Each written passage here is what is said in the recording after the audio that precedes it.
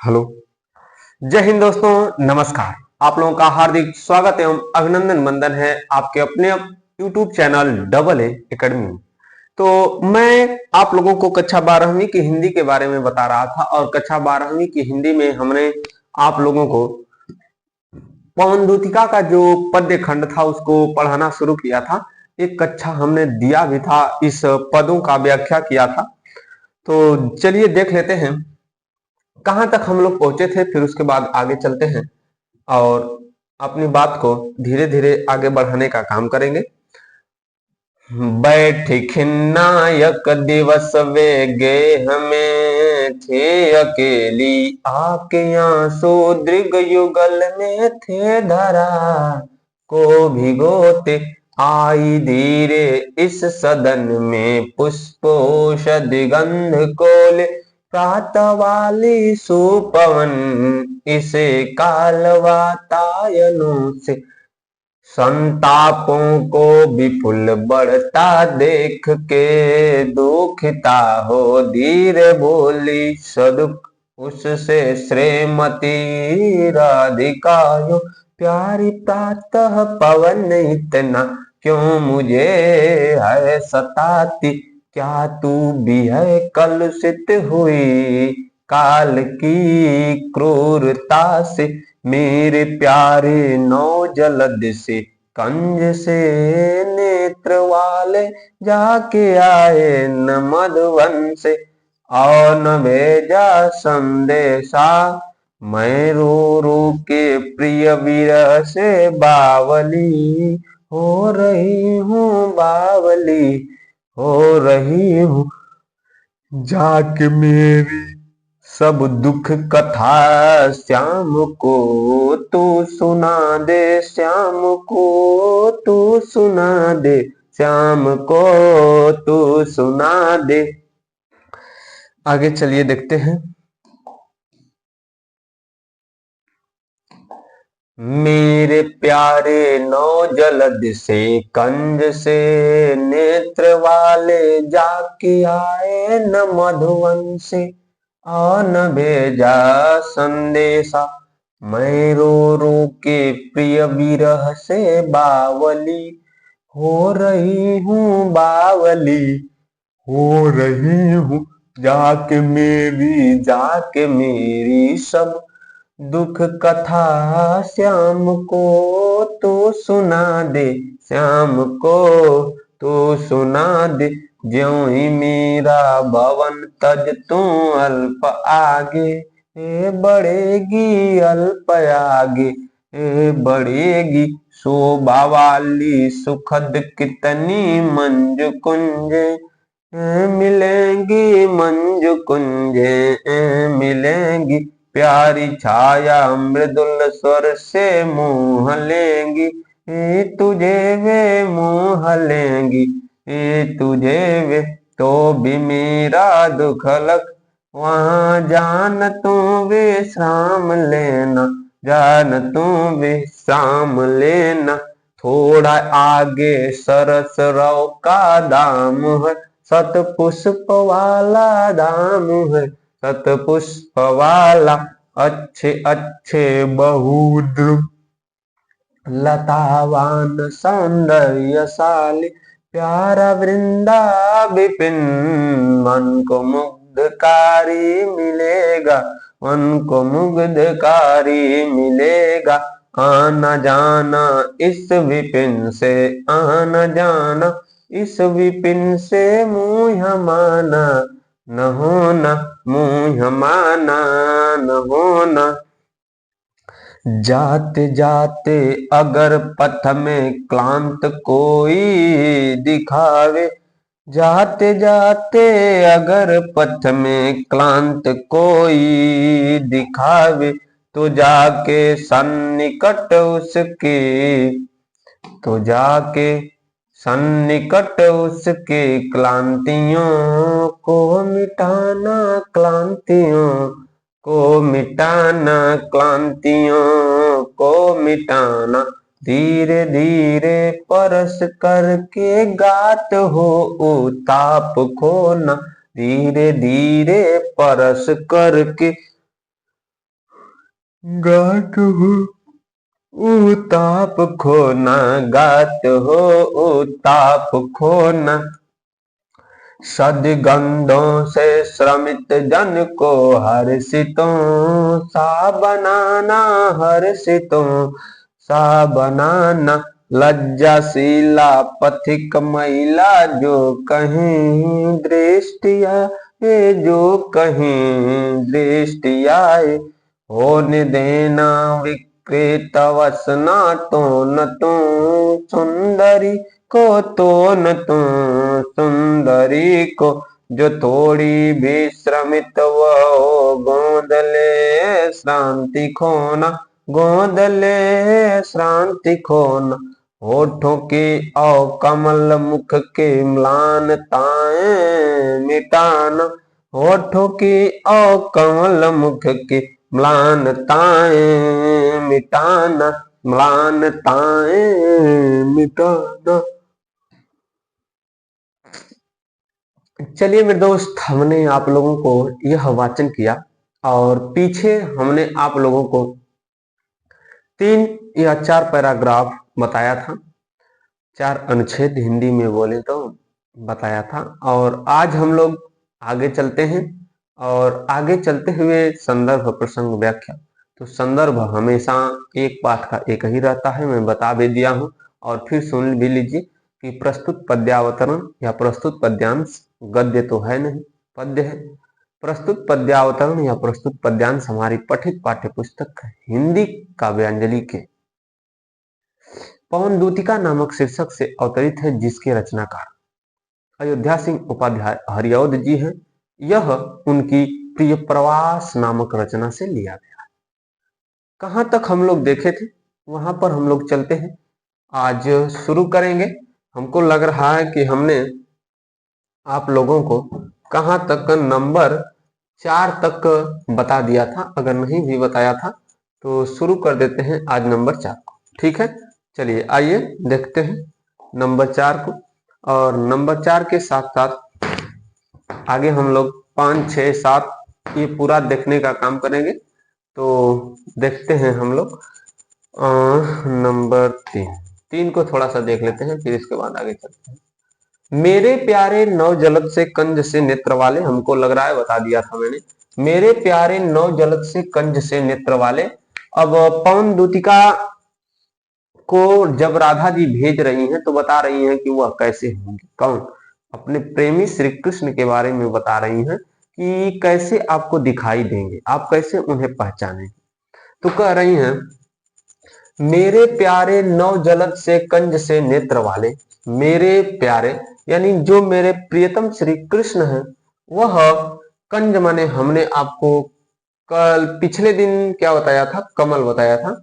मेरे प्यारे नव जलद से यानी मेरे जो श्री कृष्ण हैं वह नए बादल के समान, अर्थात नया बादल काला होता है, काले होंगे और उनकी आंखें कैसी होंगी, कमल के समान होगी।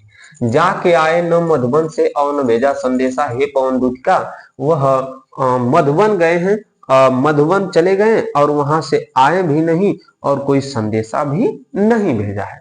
फिर बता रहे हैं कि मैं रो रो के प्रिय विरह से बावली हो रही हूँ। हे पवन दूतिका, मैं रो रो कर प्रिय माने अपने प्रियतम श्री कृष्ण के विरह माने दुख से और क्या हो रही है, बावली मतलब पागल, या बावली माने बावरी हो रही हूँ या पगली बनती जा रही हूँ। जाके मेरी सब दुख कथा श्याम को तू सुना दे और तुम जाओ हे पवन दूतिका, मेरा कहना मानो और मेरी सारी दुख की कथाओं को श्री कृष्ण को क्या करो, सुना दो। अब यहां से देखिए, ज्यों ही मेरा भवन तज तू अल्प आगे बढ़ेगी, शोभा वाली सुखद कितनी मंजू कुंजे मिलेंगी, प्यारी छाया मृदुल स्वर से मोह लेंगी तुझे वे, तो भी मेरा दुख लख वहां जान विश्राम लेना। अब इस पंक्ति में बता रही है कि ज्यों ही मेरे घर को तुम तज कर यानी छोड़कर, तज कर मतलब क्या होता है, छोड़कर क्या करोगी, अल्प माने थोड़ा सा ही, छोड़कर अल्प माने क्या, थोड़ा सा ही आगे यदि बढ़ोगी, तज कर क्या करोगी, आगे बढ़ोगी, तो होगा क्या, जब तुम तज कर थोड़ा सा आगे बढ़ोगी तो तुम्हें कुछ मिलेगा। क्या मिलेगा उसी के बारे में बता रही हैं कि अच्छी अच्छी जो है कि मंजू सुंदर सुंदर अच्छी अच्छी कुंजें मिलेंगी, लताएं मिलेंगी, बाग बगीचा मिलेगा। तो देखिए, ज्यों ही मेरा भवन तज, हे पवन दूतिका, ज्यों ही मेरे तुम घर को छोड़कर अल्प माने थोड़े से ही या थोड़ा ही आगे बढ़ोगी तो शोभा वाली सुखद, सुखद द माने देने वाली, सुख माने सुख को, सुख को देने वाली, शोभा वाली, शोभा वाली जो अच्छी लगती हैं और सुख को देने वाली हैं, ऐसी अनेक सुंदर सुंदर तुम्हें बाग बगीचे और लताएं मिलेंगी। प्यारी छाया मृदुल स्वर से मोह लेगी तुझे वे। उस बाग बगीचों की छाया प्यारी है और उनसे मीठा कोमल स्वर निकलता है। वह तुम्हें क्या कर लेंगे सब, वह स्वर या ध्वनि तुम्हें क्या कर लेगी, मोह लेगी यानी मोहित कर लेगी। तो भी मेरा दुख लख वहां जान विश्राम लेना, फिर भी वहां पर तुम जाकर मेरे दुख को अपने संज्ञान में रखते हुए वहां पर जाकर विश्राम मत लेना। ठीक है, आगे चलिए देखते हैं अगला वाला मिलेगा आपको क्या। बबुआ मान जाओ।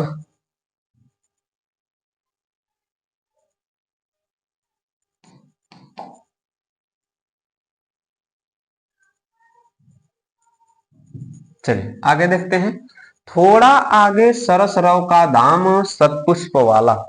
सत माने अच्छा, सत माने सौ, अच्छे अच्छे पुष्पों वाला। ध्यान से सुनिए, अब फिर कह रही हैं कि थोड़ा सा और आगे बढ़ोगी तो तुम्हें क्या मिलेगा। स रस माने रस के साथ, र माने ध्वनि, ध्वनि को उच्चारण करने वाला, अच्छे अच्छे ध्वनि को उच्चारण करने वाला, या जहां से अच्छी ध्वनि उच्चरित हो रही होगी, थोड़ा सा आगे बढ़ोगी तो तुम्हें अच्छे पुष्पों वाला बाग बगीचा मिलेगा और वहां पर और एक धाम मिलेगा, घर मिलेगा। और उसी बाग बगीचे को ही घर बता रही है कि उस बाग बगीचे रूपी घर से तुम्हें अच्छी अच्छी आवाजें जो है कि रव ध्वनियां निकलती हुई दिखाई देंगी और सुनाई भी देंगी। आगे देखिए, अच्छे अच्छे बहुद्रुम लतावान सौंदर्यशाली। अच्छे अच्छे मतलब अच्छे अच्छे, बहु माने अनेक, द्रुम माने पेड़, लतावान माने लताएं, सौंदर्यशाली माने सुंदरता से युक्त। सुंदरता से युक्त तुम्हें अच्छी अच्छी लताएं भी मिलेगी। ठीक है, प्यारा वृंदा विपिन मन को मुग्धकारी मिलेगा और तुम्हारे मन को मोह लेने वाला या मुग्ध करने वाला वृंदा विपिन मिलेगा या वृंदावन का बाग बगीचा मिलेगा जो तुम्हें और तुम्हारे मन को मोह लेगा। आना जाना इस विपिन से मुहे माना न होना। हे पवन दूतिका, इस बाग बगीचे से आना और जाना, परंतु उस बाग बगीचे से तुम मोहित मत होना। आगे चलिए देखते हैं दोस्त।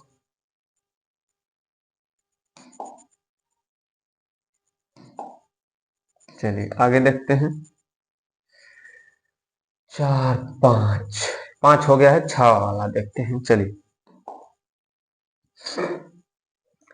थोड़ा आगे सरस रव का धाम सतपुष्प वाला, अच्छे अच्छे बहुद्रुम लतावान सौंदर्यशाली वृंदा विपिन मन को मुग्धकारी मिलेगा। आना जाना इस विपिन से मुहे माना न होना, यह मैंने बता दिया।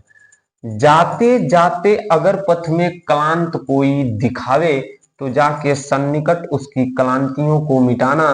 धीरे धीरे परस करके गात उत्ताप होना, सदगंधों से श्रमित जन को हर्षित उत्साह बनाना।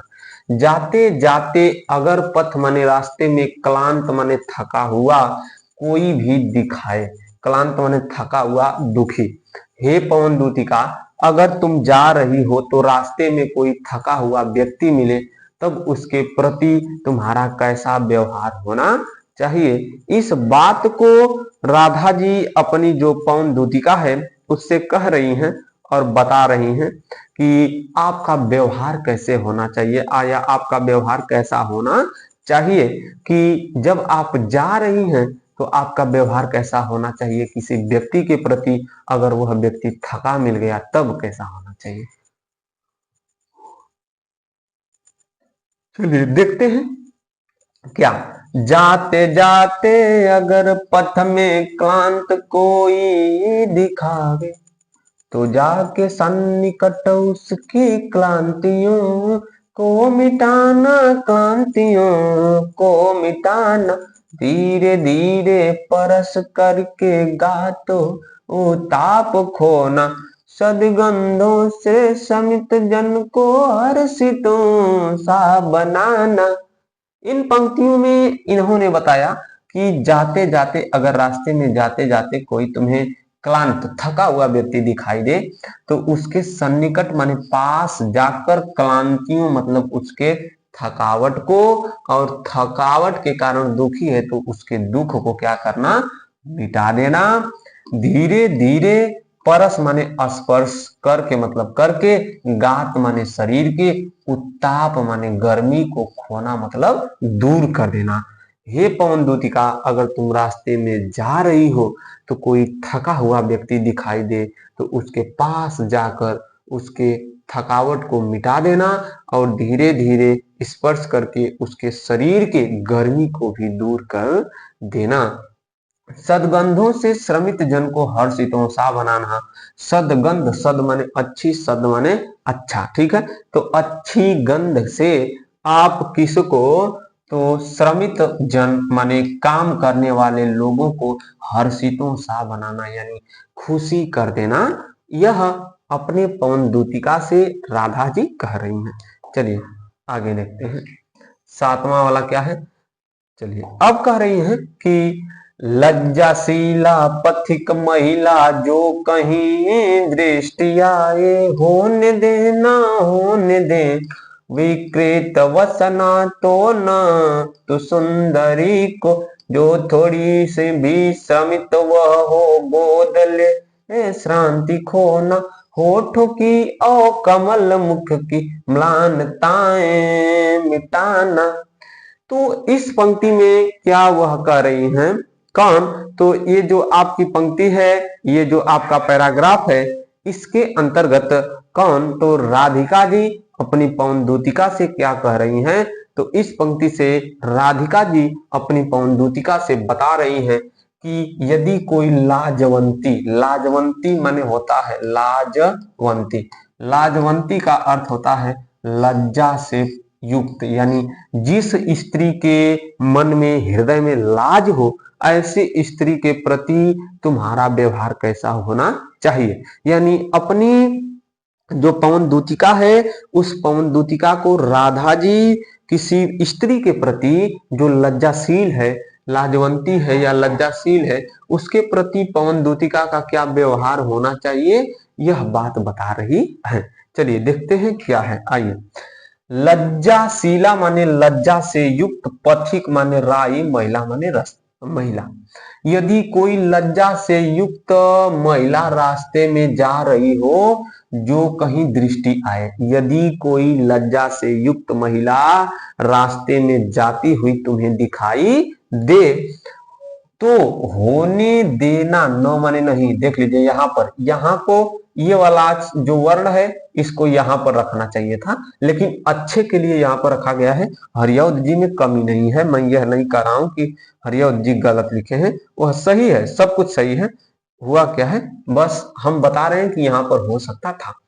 यदि लज्जा से युक्त कोई महिला रास्ते में तुम्हें क्या आए, नजर आए, तो उस विकृत वसना, वसन माने वस्त्र, वसना माने वस्त्र, विकृत माने छिन्न भिन्न, यानी उसके वस्त्रों को छिन्न भिन्न न करना। क्यों, वह सुंदरी जो है, जो तुम्हें लज्जा से युक्त महिला स्त्री रास्ते में नजर आई है, तो उसके वस्त्रों को, उसके कपाट को, कपाट नहीं, उसके चीर को, साड़ी को, वस्त्रों को यानी विकृत मत करना, यानी उसके शरीर से उड़ाना मत। जो थोड़ी भी श्रमित तो वह हो गोद ले श्रांति खोना। श्रांति माने होता है थकावट, श्रांति माने थकावट, ठीक है। तो यदि वह थोड़ी सी भी श्रमित माने थकी हुई दिखाई दे, तो उसे अपने गोद में लेना और उसके थकावट को, उसके दुखों को क्या करना, दूर कर देना। होठों की और कमल मुख की म्लानताएं मिटाना, हे पवन दूतिका, रास्ते में जाते जाते यदि तुम्हें ऐसी महिला दिखाई दे तो उसके होठों की और कमल के समान मुख की क्या करना, मलानता माने क्या होगा, दुख। मलानता माने कठिनाई, मलानता माने दुख, मलानता माने कठिनाई को भी क्या करना, मिटा देना। ठीक है, तो मेरे दोस्त हमने आपको यहां तक बताया, और कोई क्लांता यह भी हम लोग क्या करते हैं, देख लेते हैं। कोई क्लांता वाला जो शब्द है इसको भी हम लोग क्या करते हैं, अच्छी प्रकार से देख लेते हैं। ये जो आपका 8वां पैराग्राफ रहेगा, ये 8वां पैराग्राफ आपका अंतिम पैराग्राफ होने वाला है आज का, क्योंकि जो इसके बाद बचा हुआ पैराग्राफ रहेगा हम लोग अगले दिन देखेंगे। और आज के लिए मैं एक पैराग्राफ और पढ़ाऊंगा, तो उसको हम लोग वाचन करने का काम करते हैं। चलिए देखते हैं हम लोग आज का, कि कोई क्लांता कृषक ललना खेत में जो दिखावे, खेत में जो दिखावे, खेत में जो दिखावे। कोई क्लांता कृषक ललना, कोई क्लांता कृषक ललना खेत में जो दिखावे। धीरे धीरे परस उसकी क्लांतियों को मिटाना, धीरे धीरे परस उसकी क्लांतियों को मिटाना। जाता कोई जलद यदि हो व्योम में, जाता कोई, जाता कोई, जाता कोई जलद यदि हो व्योम में, उसे लाकर, जाता कोई जलद यदि हो व्योम में, उसे लाकर छाया द्वारा सुखित करना, छाया द्वारा सुखित करना। तप्त हो भूतांगना को, तप्त हो भूतांगना को। ये जो आपका है, ये हरिऔध जी अपने जो पवन दूतिका है, उस पवन दूतिका से, राधा रानी से अपने प्रियतम श्री कृष्ण के लिए संदेश भिजवाते हुए कह रही हैं कि यदि कोई किसान की स्त्री या किसान की महिला और किसान की बेटी, ध्यान से सुनिए, किसान की स्त्री, किसान की महिला और किसान की बेटी यदि तुम्हें खेत में काम करती हुई नजर आ जाती हैं, तो उनके प्रति तुम्हारा कैसा व्यवहार होगा, तो क्या है वही हम लोग देखेंगे। चलिए देखते हैं क्या कहते हैं। अब राधा जी कह रही हैं कि कोई क्लांता कृषक ललना, कृषक ललना का अर्थ होगा किसान की औरत या किसान की स्त्री या किसान की महिला। कोई माने कोई, क्लांता माने थकी हुई, कोई थकी हुई किसान की स्त्री खेत में दिखा जाए। कोई किसान की स्त्री थकी हुई तुम्हें खेत में दिखाई दे तो क्या करना है, धीरे धीरे परस उसकी क्लांतियों को मिटाना। हे पवन दूतिका, धीरे धीरे स्पर्श करना, और स्पर्श करने के बाद उसकी क्लांतियों को, उसके दुखों को और उसके जो थकावट है उसको क्या कर देना, मिटा देना। फिर कह रही हैं जाता कोई जलद, जलद माने बादल, जलदन, द माने देने वाला, जल माने जल को, जो जल को देता है वह जलद है। जाता कोई जलद यदि हो व्योम में, यदि व्योम माने आकाश, आकाश में यदि कोई बादल जाता हुआ तुम्हें दिखाई दे दे, तब क्या करना है, तो कह रहे हैं कि तो उसे ला, उसे क्या करना, लाना। यदि कोई बादल आकाश में जाता हुआ दिखाई दे देता है तो उसे लाना, और लाने के बाद क्या करना है, छाया द्वारा सुखित करना, और उस बादल की छाया के द्वारा सुखित करना। तप्त माने तपती हुई, भूतांगना माने स्त्री को, उस गर्मी से व्याकुल स्त्री को क्या करना, छाया द्वारा सुखित कर देना। ठीक है, तो ये रहा मेरे दोस्त पवन दूतिका का 8 पैराग्राफ, और पिछले दिन हमने देखा था और आज भी देखा। तो आज के लिए बस इतना ही, मिलेंगे अगले दिन। लेकिन मैं आपसे बता देता हूं कि आपको अब कितना पैराग्राफ पढ़ना है, 1 2 3 4 15 17 26 पैराग्राफ है। तो 8 वो हमने पढ़ा दिया है, फिर इसके बाद हम लोग देखेंगे अगले दिन। 9वें से देखना है हमको, तो चलिए मेरे दोस्त, तो आज के लिए बस इतना ही। मिलते हैं अगले दिन। और जय हिंद दोस्तों, नमस्कार।